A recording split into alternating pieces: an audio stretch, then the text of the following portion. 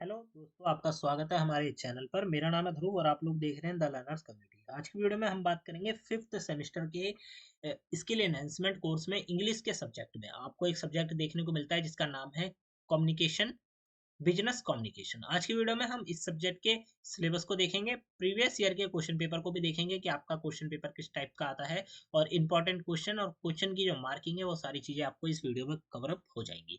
एक ही वीडियो है, हम ज्यादा वीडियो को लंबी नहीं करेंगे। ठीक है, चलिए वीडियो को शुरू करते हैं। और अगर अभी तक आपने हमारा जो है चैनल सब्सक्राइब नहीं किया, आप लोग न्यू हैं तो प्लीज चैनल को सब्सक्राइब करिए और डिस्क्रिप्शन बॉक्स चेक करिए। फिफ्थ सेमेस्टर के एग्जामिनेशन नोट्स के लिए आपके लिए प्रोवाइड करवा दी गई है कंप्लीट पीडीएफ। बात करें हम लोग इस सब्जेक्ट की, तो बिजनेस कम्युनिकेशन इंग्लिश में आपको ये सब्जेक्ट देखने को मिलता है। सबसे पहले हम बात करेंगे सिलेबस की। तो आप देख सकते हैं यहाँ पे आपका सिलेबस लिखा है। ठीक है, सिलेबस में आपको सबसे पहले तो मैं ये बता दूं कि आपको टोटल 5 यूनिट कवर करनी है।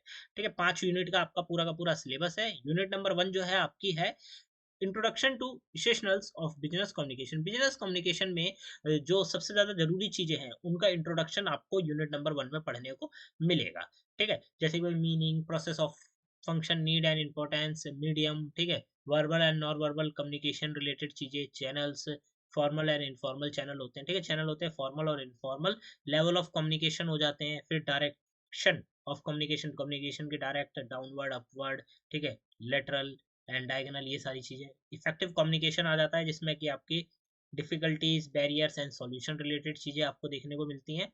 Interactive and non interactive technique of communication, communication करने की इंटरेक्टिव टेक्निक्स और नॉन इंटरेक्टिव टेक्निक्स, ये सब आता है। Listening as a tool of communication, जो हम सुनते हैं, जब कोई व्यक्ति सामने वाला बोलता है हम उसे सुनते हैं।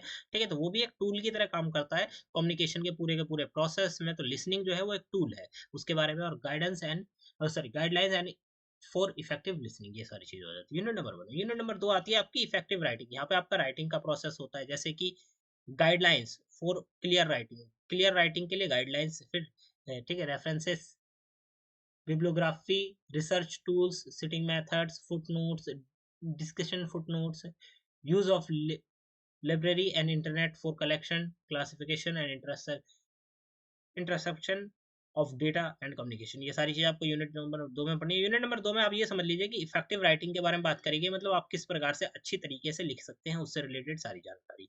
यूनिट नंबर 3 आती है आपकी रिपोर्ट राइटिंग के बारे में। ठीक है, यहाँ पे आपकी सारी रिपोर्ट राइटिंग के रिलेटेड जितनी भी प्रोसेस होती है वो सारी चीज़ें आपको कवर करनी है। यूनिट नंबर 4 आएगी आपकी business correspondence and e correspondence से रिलेटेड चीज़ें। ठीक है, इसमें आपको need and importance of business letter, जो बिजनेस लेटर होते हैं, लेटर राइटिंग होता है जो बिजनेस में, ठीक है, उसकी क्या इंपॉर्टेंस है, वो सारी चीज़ें। फिर ऑफिस मेमोरेंडम, ठीक है, office circles, notice and orders, ये सारी चीज़ें आपको यूनिट नंबर 4 में पढ़नी है।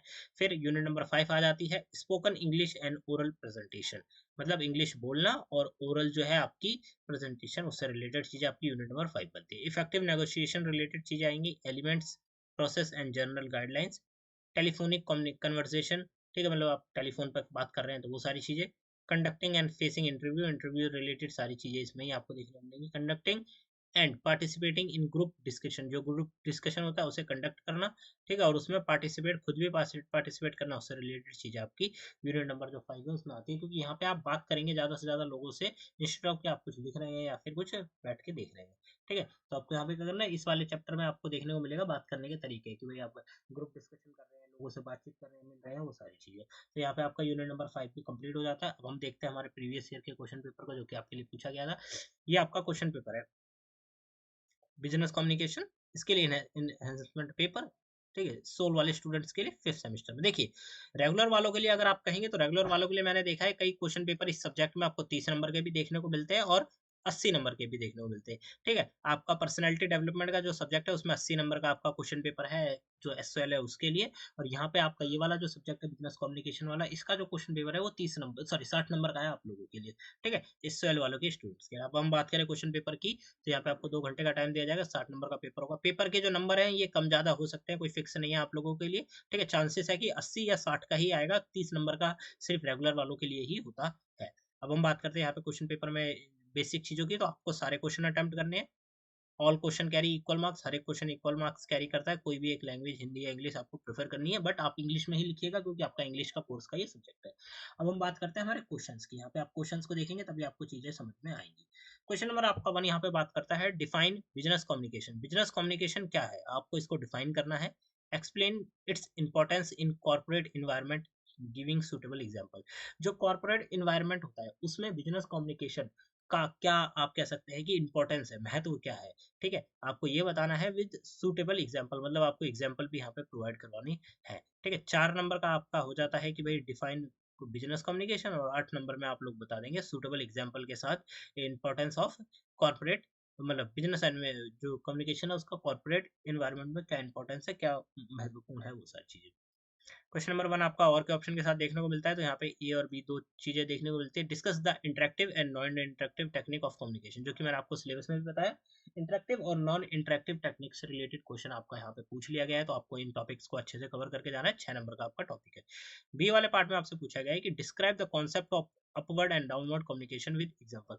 ये भी आपके सिलेबस में था कि भाई अपवर्ड कम्युनिकेशन और डाउनवर्ड जो कम्युनिकेशन होती है उसके बारे में आपको एक्सप्लेनेशन देनी है। 6 नंबर का आपका ये क्वेश्चन हो जाता है, ठीक है। यहाँ पे आप देख सकते हैं हिंदी में भी आपका क्वेश्चन दिया गया है। अब हम थोड़ा अगले पेज की तरफ चलते हैं, यहाँ पे आ जाते हैं। यहाँ पे आपका हिंदी में का और खा दिया गया है। उसके बाद आप देखते हैं क्वेश्चन नंबर 2 आ जाता है आपका, ठीक है। क्वेश्चन नंबर 2 भी और के साथ दिया गया है, तो आपको अच्छे खासे ऑप्शन देखने को मिल जाते हैं। क्वेश्चन नंबर 2 के ए में आपसे पूछा गया है कि explain the concept of persuasive communication and its relevance in business, ठीक है। प्रेसिसिव जो कम्युनिकेशन है उसका कॉन्सेप्ट बताना है, और वो आज के टाइम में महत्वपूर्ण है या रिलेवेंस है बिजनेस में या नहीं, ये भी आपको बताना है।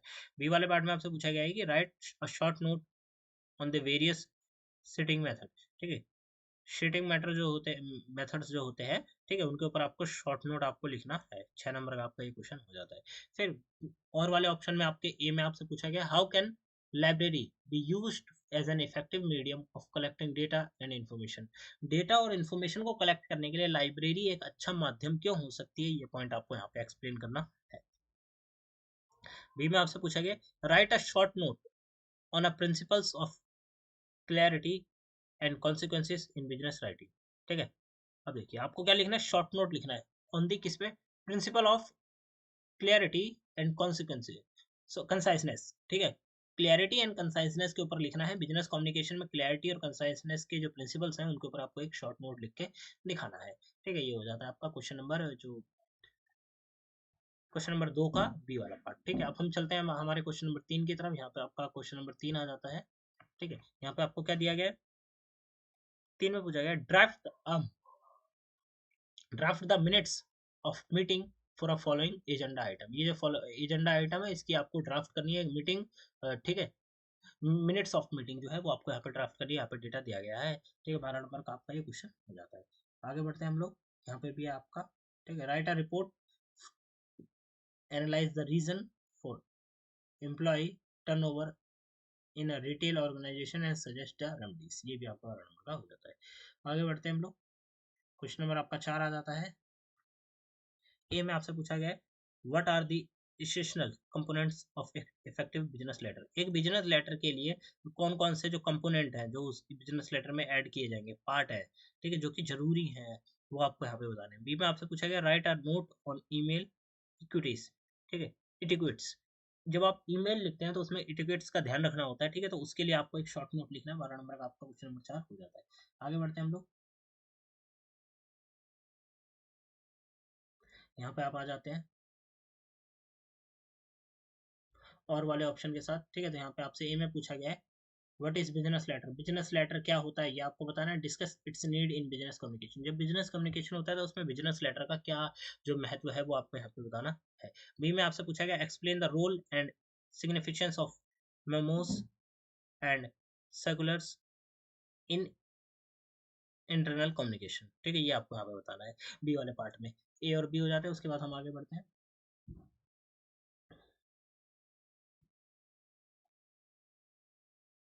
यहाँ पे आप देखेंगे क्वेश्चन नंबर 5 आता है। ए में आपसे पूछा गया discuss the advantage and disadvantage of virtual meeting in modern business communication. जो मॉडर्न बिजनेस कम्युनिकेशन है उसमें एडवांटेज और डिसएडवांटेज बताने हैं वर्चुअल मीटिंग के, जब हम वर्चुअली मीटिंग करते हैं कंप्यूटर के थ्रू, ठीक है। तो वो सारी चीजें। बी में आपसे पूछा गया explain the process of creating a wall a well structured presentation. Well structured presentation को क्रिएट करने के लिए जो प्रोसेस है वो प्रोसेस आपको यहाँ पे बतानी है। 6 नंबर का आपको ये वाला बी वाला पार्ट हो जाता है। फिर और वाला ऑप्शन आता है जिसमें ए में आपसे पूछा गया describe the steps involve in the negotiation process, negotiation process में जो स्टेप्स होते हैं, ठीक है, वो आपको यहाँ पे बताने हैं। बी वाले पार्ट में आपसे पूछा गया discuss the key difference between group discussion making and individual decision making, ठीक है। ग्रुप डिसीजन मेकिंग और इंडिविजुअल डिसीजन मेकिंग में क्या अंतर है, ये आपको यहाँ पे बताना है। चैनल पर आपका ये वाला भी पार्ट हो जाता है, ठीक है। तो ये हो जाता है, आगे बढ़ते हैं हम लोग। ये आपका यहाँ पे हिंदी में है, ठीक है। टोटल 5 क्वेश्चन है, पांचों के पांचों क्वेश्चन आपको यहाँ पे अटेम्प्ट करने, कोई भी क्वेश्चन आपको छोड़ना नहीं है, जैसा कि लिखा गया था कि अटेम्प्ट ऑल क्वेश्चन, ठीक है। यहाँ पे आपका बिजनेस कम्युनिकेशन का जो कंप्लीट क्वेश्चन पेपर है 5 क्वेश्चन के साथ, वो मैंने आपको बताया। हर एक क्वेश्चन में और का ऑप्शन दिए देखने को मिलता है, तो आप लोगों को अच्छे खासे जो चॉइस है वो मिल जाएंगी करने के लिए, ठीक है। आप अपने अकॉर्डिंग आंसर राइटिंग कर सकते हैं। डिस्क्रिप्शन बॉक्स चेक करिएगा, आपको फिफ्थ सेमेस्टर के एग्जामिनेशन नोट्स मिल जाएंगे, पीडीएफ आप वहां से चेकआउट कर सकते हैं और पीडीएफ के थ्रू डायरेक्ट स्टडी कर सकते हैं। मिलते हैं अगली वीडियो में। Thanks for visiting on my channel guys.